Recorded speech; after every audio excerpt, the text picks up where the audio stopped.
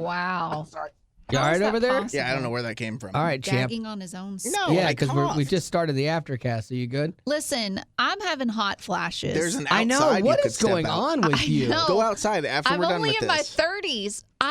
Wait. Almost. Barely. I am in my 30s, okay? And I'm on the supplement that my witch doctor gave me. But I think she told me to take 2. I'm going to go down to 1 because, I mean, I'm never. You're never hot. You're No. always If cold. anything, I'm cold. You sit with an electric blanket in the Yeah. studio. We all have to suffer around your temperature. For the record, I love, 2 things that this medicine does for Betty. One, it chills her the heck out because, like, she gets crazy around, like, times at the times.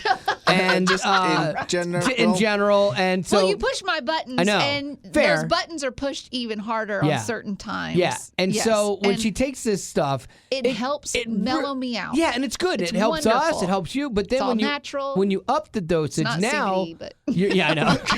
Yeah, we need to be clear. Yeah. But now she's hot, which is also a win because I'm not freezing in the studio. But I hate to see you going through But this. I know what a hot flash feels like because, I mean, I'm fine. And then all of a sudden I feel it creeping Whoosh, up on me. yeah. I mean, it's like an internal. Could you be sick? Okay. Okay, I thought that. Yeah. But I'm on my 3rd week of doing this. Okay. Oh, For the and record, have you been feeling the flashes for Yeah. that long? Yeah, but While it feels like on, it's getting more and more frequent. Maybe. So I need to this just cut back. I think. happens to me too, where I get hot from Menopause? inside. Yeah, mental pause. No, I get hot from the inside, and it happened after COVID. After I got COVID, I would get really I had hot. COVID You with have no COVID symptoms but this. Right. COVID Well, I and would. It long happened COVID. after. So I got COVID a year ago, whatever it was. I've had it twice, I guess. But then I would just be COVID blood. I at got the house. tiger blood over here. I know, and all of a sudden I would get hot, like a hot flash from the inside out, and think, "Oh, I'm getting sick." And then it would last for like a day of doing that, and then I was fine. And it's still happening every once in a while, still to this day. But I know yours is really radical. Yours is like whoosh, like open a window. I mean, it's like menopause. It's like at least 20 times a day. Yeah, that's a lot. Yeah. And so, I mean, Maybe while more. I hate to see the warmth change in the studio because I'm really enjoying like not having to wear a jacket in here, I would rather have you take one that keeps you chill and also keeps you chill cooler, because you'll be happier. I mean, I'm just sweating. one, but maybe just one will be perfect. Maybe just one will One and a get you- half. I don't think That I can sounds- half them out. You can. You got a pill crusher. We discussed this the other day. Marty's got This one. isn't one you can do with. Yeah, this is a capsule Okay. with the powder Oh, inside. yeah. Oh, Yeah. you're not happening. You can't do that. Yeah. Yeah. Well, I'll just say we're all getting old. I'm doing hot flashes. Yeah. Gavin will just take a It's step. sciatica. And, Yeah. And ironically, I'm the one doing the best now. You've got the gout. You've I'm got not with an my pills. ulcer. No, that thing. No, it's a hernia thing, but I can't do anything whatever. about that. They won't do surgery on it. You've got the ADHD. Is that because Well, of that's your fun. anesthesia thing? Or? No, they just said they won't do it because it's not like threatening and like life threatening. They're like, But- yeah. Here's the great thing about this. So it's a vertical line that looks like if I had an ab sideways, like an ab, like a nice round ab, you'd be, oh, that's cool. But it goes vertically right at the middle, so it looks like a tent. And they're like, oh yeah, well that's not life threatening. And so what we'll do is when it bursts through, then we'll do a surgery and put a mesh there. I'm So like, dumb. really? I have to go through that? Why don't we just put the mesh there now? No, we're not going to do that. I'm like, all right, fine, whatever. But all that to say, I'm actually doing better. I'm on a steroid for a sinus thing. This sounds like old people talk. We should start a new. What medication you're on? Yeah. We used to do a game on my mainstream show called Listening to the Oldies, and we'd have people call their grandparents, and they couldn't say, how are you doing? How are you feeling? They'd just be like, hey, Grandma, it's Rebecca. And they couldn't prompt them, but if they could get their grandparent to complain about their health within 60 seconds, they won a prize. And it would always happen. It'd be like, hey, Grandma, it's Rebecca. Oh, Rebecca, how are you today? I'm fine, Grandma. Oh, my back is just hurting, baby. Like, it's that's what this feels like. But they put me on a steroid for my sinus infection, and it's helping with my shoulders. Like, I feel really good. My shoulders have stopped hurting because it's inflammation. It's a generic steroid goes to inflammation. And so I'm like, oh my gosh, I feel good. I mean, I can't be on steroids all the time because then I'd be too ripped. But for this a little bit of time here. Yeah, it's wonderful. So When were you ever ripped? I've never was. Except for that ulcer with your stomach Yeah, lining. the vertical ab. It's not attractive. So okay, I want to talk about this for a second. Betty Rock was yelling at me a minute ago because that's what she likes to do. It's a sport. It's a hobby. Well. I got a text from we had done a segment on the show, and John Christ, the comedian, was texting me going, I can't believe that lady wasn't getting these questions. Just kind of being funny. Like, oh, cool. So I'm texting him back, but I knew I had to go tell my boss something. Betty Rock is like, go tell the boss. Go. Stop texting. Go tell the boss something. Finish. And I'm texting right away because if someone texted you and I start the texting thing, then you finish it out because that's what you do. Like, it's kind. It's Gavin, it's good am I etiquette. alone in this? Like, we had stuff to do today. Mm-hmm. But so everything stops. I would have put Everything the stops. response on hold for a little bit. See, but to Unless me, it were That's very, not very rude. timely. How does he know that you have your phone right next to you right now and you are actively ignoring his text? He doesn't know that. That's all in your head. I think you do it because you're afraid you're going to forget, and that's that ADHD that's doing that straw, looking through a straw, focusing on one thing. I did get Just a text let it from go. somebody the other day, and I think it was Brian Haley, the old drummer from Toby Mac, and I didn't respond right away. And now I can't even find the text anywhere. Like, I'm like, did he resend the text? I have no idea. Now that's user error. Yeah, I have no idea. I looked through. I found out you can look at recently deleted text. Did you know that? Yeah. Cold Oh, I now? didn't know that. I found that out. Yeah, now I'm cold. Yeah. Oh, there she The is. blanket's on. Yeah, there you go. Welcome to All our I'm world. saying is it's frustrating when anybody texts you. Right. Sometimes you know what I should start doing? This is what the potties are going to start saying. You just need to text him when he's on his phone texting someone. Yeah, just text him. I need to text Yeah. you and be like, get off your phone. Well, Zach, who used to work here, was like, if you want something done, if you need me for something and you need it done whenever, text me. If you need it done now, email me, kind of thing. And I work the exact opposite. Email me because I check my email when I can, when I get to it, when I'm with my computer because it's not on my phone. But texting is the immediate thing. If you want me, text me now. Like with Gavin, when he's working on something at home, I go, when you finish it, text me. Because if he emails me, I might not check my email for another hour.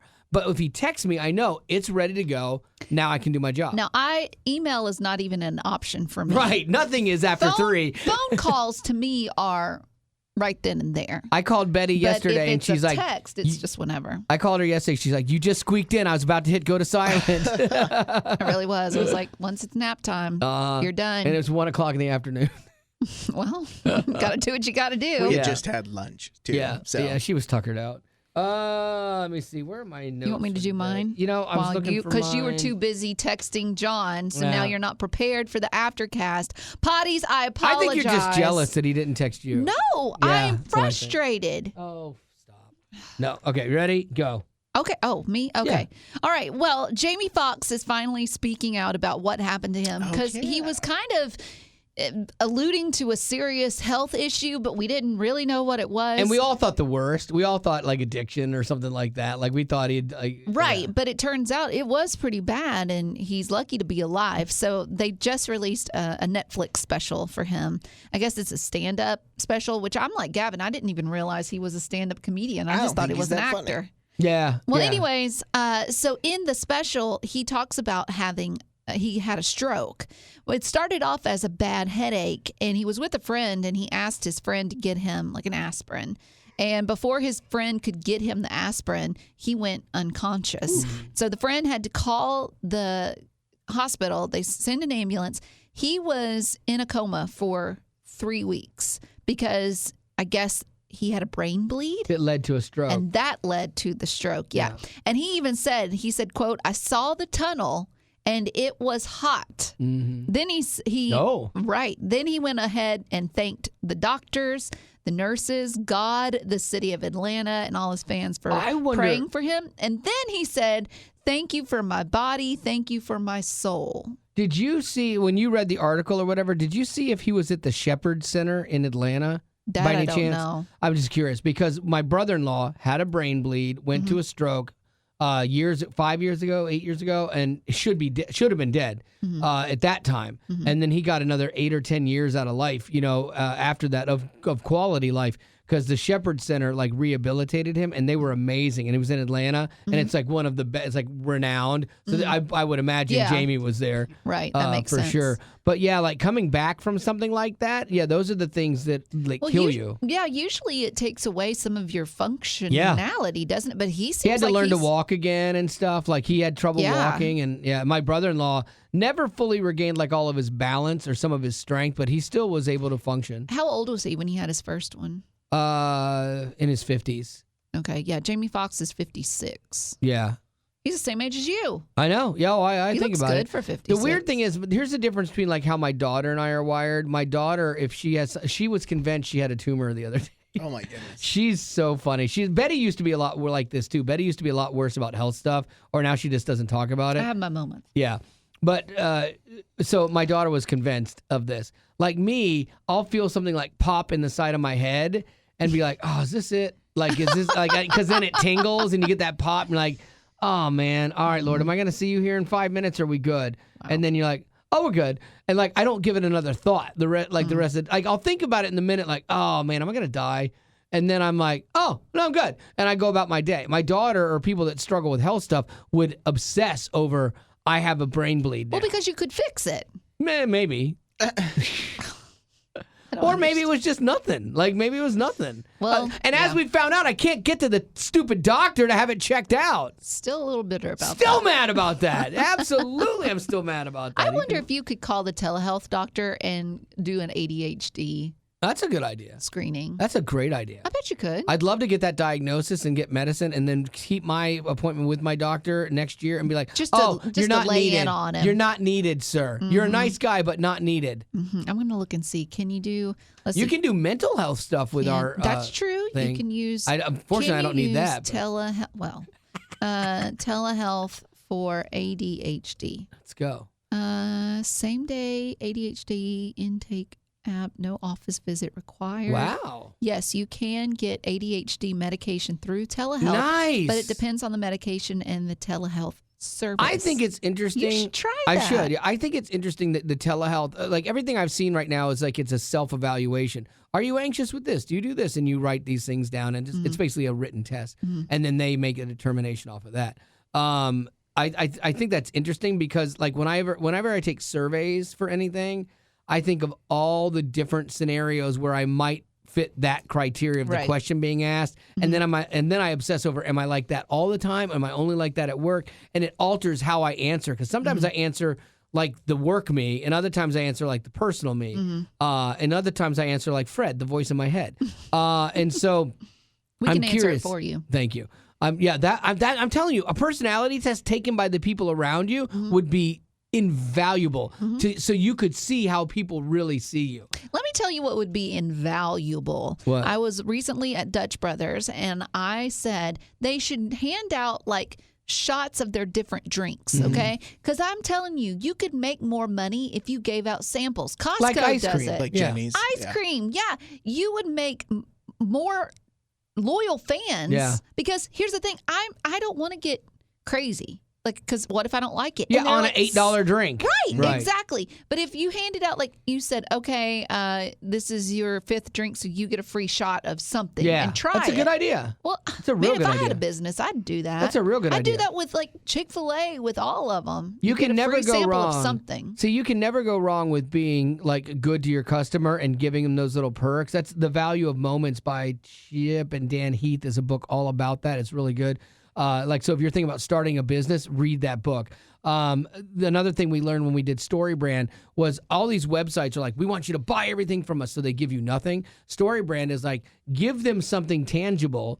Even if it doesn't lead to a sale now, they'll remember that later, oh, you did that for me. You didn't make me sign up for 15 things and then give me something like, here you go. Here's something free that you can learn from or help you out. And then hopefully you'll do business with us. I wish more companies did that kind of stuff. If I was starting a company myself, I would 100% do that. I would probably err on the side. My wife would have to be the one that dials me back, because I would err on the side of being generous to the customer. Oh, like you are with your Facebook Marketplace customers. Yeah, I give people deals. Deals. You practically give it to. You pay them. I did. For taking it off your hands. I sold a $400 planer to a guy for $150, And So dumb. because I wasn't liking how it was working, and I told him, I said it had fallen over, and so it's not dialed in right, so that's why I'm going to sell it to you for $150. And he came to the house to get it, and he's like, "Oh, you're Wally, right?" I'm like, "Yeah." And so he goes, "Oh, here, wait, I think it's your outfeed table." And he adjusted the outfeed table with a knob, and then we ran a piece of wood through it, and it was perfect. And he goes, "Well, you're probably not going to sell it to me now." And I said, "No, absolutely. I'm going to sell it to you. I told you I would sell it to you. I told you I'd sell it to you for $150. Wait and a I minute. sold No, it to him." you're acting like you're this superhero. I'm a hero. Listen. I'm a man of my word. Had he not known who you were, And I still would have. 100%.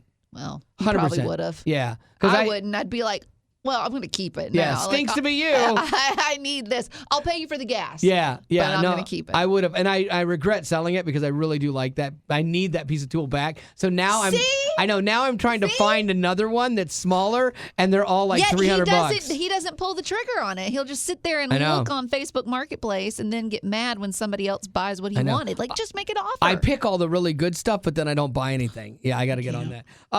Let me see here. Let me see what I have. Who's that wonderful girl? Oh, okay. So this is about the shooting of the United Healthcare president. There was some. I'm glad I could sing you into that. I know, thank you. That was pretty great. Well, I'm not going to get into all of the ramifications of this, but the thing that was interesting to me is how the guy was caught. Okay, so I started doing a little bit more digging or heard more stories about that. Apparently, because they said it was a McDonald's worker. Apparently, it was someone at McDonald's, this guy named Larry, didn't want to give his last name.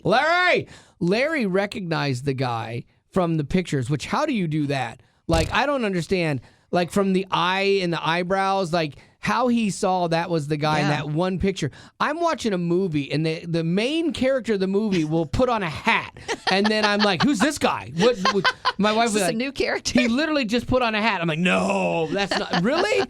Like, I would have never called and turned this guy in, but Larry noticed it, and but instead of calling 911, Larry just told the McDonald's staff. Like, he goes to the guy that's stressed out trying not to burn fries and get like drive-through orders out, tells this person. That person then calls the cops because I guess it was a she, and she had said, "Yeah, the eyebrows looked familiar." I heard on the prep service that they were joking about it. They were like, "That can't be him." Yeah. That's him. But then I wouldn't call if I wasn't sure. I wouldn't call to like waste people's time or get somebody in trouble that wasn't, get somebody shot by accident, you know? Well, maybe that's what happened earlier. Maybe he went to Hardee's or Arby's earlier. Yeah, I don't know, Went man. to Waffle House, and they were like, "Meh, seen it here." But apparently there was a $60,000 reward up for his capture. 10 from the New York police and 50 from the FBI. So Larry got all 60? No. Because Larry did some of it, then the McDonald's worker did some of it. Plus, there had been hundreds of other tips trying to find this guy. And so what it turns out to be is that they think the reward will be split between Larry and the person that actually called.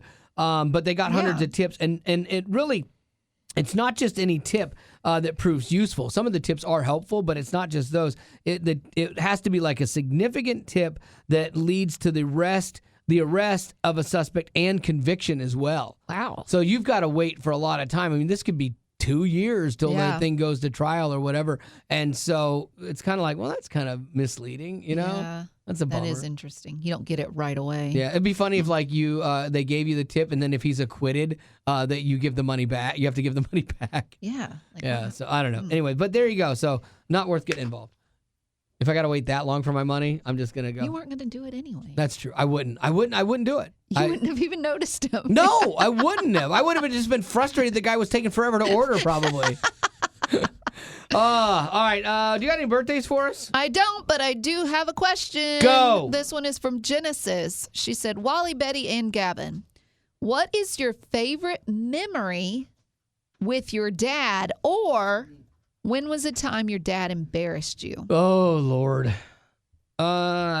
Man, that's hard because I had a really good relationship with my dad. If you want to go first, Rock. I'm thinking about there was one time that my dad threatened to embarrass me. I had done something. I don't remember what. Hard to imagine me being bad, I know, but it happened. It was either that or I wasn't getting a good grade. I can't remember.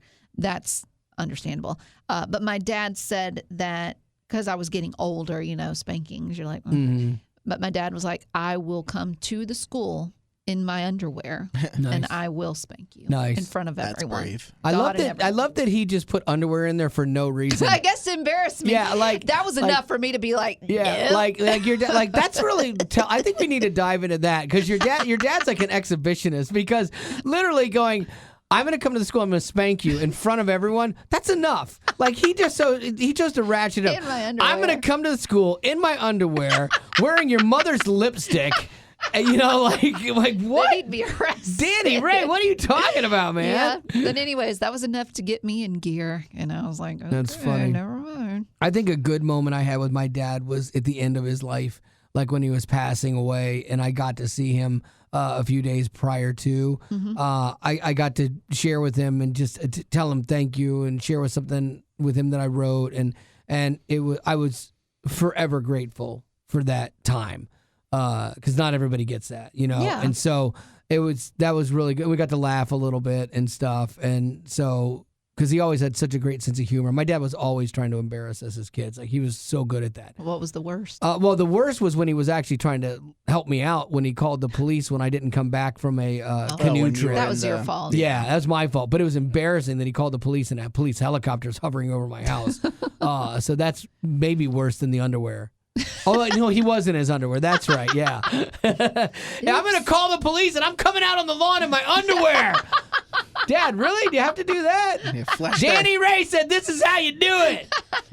flash that Hey, it helicopter worked. light. Yeah. I'm just saying, if you got a kid that's not doing right, you threaten to come and spank them in front of Yeah. their friends. My dad's their- robe in their blows open underwear. from the helicopter. Okay. Gavin? Oh, I don't have that story, but for me, it's been cool lately because I've seen my parents twice since Bennett was born, and it's been cool to spend time with my dad with Bennett Yeah. because then I'm kind of getting that formation of like I was his firstborn Sure. son, this is my firstborn son, so it's been cool to have. Your those dad's like, I moments. had another chance Yeah. to try and do better. You know what? I'm gonna move here. I'm just gonna move in next to you, and I'm gonna try and fix my firstborn. I will say that I would be so down with family moving here. Oh, yeah. for the help because Boy, That's a lot. I want my mom up here with me badly because I want to be able to help take care of her, and she's just great. Like I love having her around. And I want to make sure that she's taken care of. But like I could see a world where like my sister takes her for half of the year and I take her for half the year. Like she lives at each of our houses. I think that would be healthy because she likes both places. But I want my daughter back up here so badly. I for Marty's sake especially, she's really missing Haley. And now that she's going to get married and then eventually grandkids will come along. But it's like I miss that kid. Like she genuinely makes me laugh. I love being in her life, and I've missed her. And when I get to see her, we pick right back up off, and it's fun. And so I would love for them to move home. Yet you haven't seen your son Hayden in Yeah. 5 years. Yeah. And he's living in his car, Yeah, sir. yeah, it's rough. It's rough, but you know what? He'll Christmas learn. is around the corner and he can't afford to get home. I hope he's in Florida because it's warmer there than in Michigan. You know. Again, hypothetical Hayden does not exist. If you're new to the podcast, yeah, that's a good Real- clarifier. Hopes and prayers yeah, really need to be for Hayden. like Hayden, if straight you're about this. listening, we care. It's because Haley said you would raise a son very differently than you did your daughter, and she's absolutely right. Spencer, my daughter's fiance, comes from a family of all boys, and their dad is like kind of a man's man. Like he's very like bootstraps and like nope, I'm just how it is. You fix it yourself. Get out of your own trouble. And like that's how I would be with a boy. With Haley, I'm like, I'll help you, baby girl. You know. And I have to watch that because it's probably a little embarrassing too, like around him, like blending the families and how they raise their sons, and then how I raise my daughter because I definitely coddle her more. And so I'm sure he makes fun of me for that when I'm not around. I'd love to hear that. Oh, I'm sure he does. That's fine. All right. Well, with that, we got to finish up here and get to a meeting. But thanks for being a potty. Growing up in poverty has never been easy for children, but with the added challenges of the pandemic, conflict, and natural disasters, families around the world are facing an unprecedented food crisis. Unfortunately, those who are already hungry are now even more desperate. But by sponsoring a child through compassion, you can help provide life-sustaining essentials such as food and clean water. And with your compassionate support, that child can not only survive, but also flourish. You can find out how and choose a child to sponsor when you click on the compassion banner at wayfm.com.